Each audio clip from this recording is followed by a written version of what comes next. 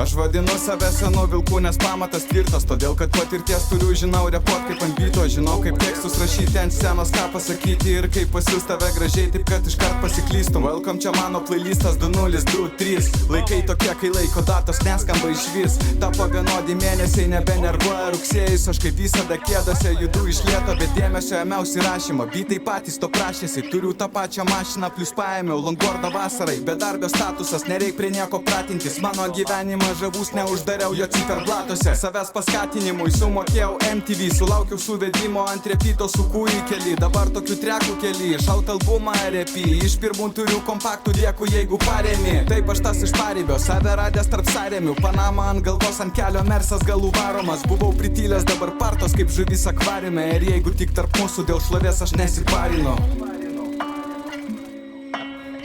Nepyk. Vienas liko, čia. Dead.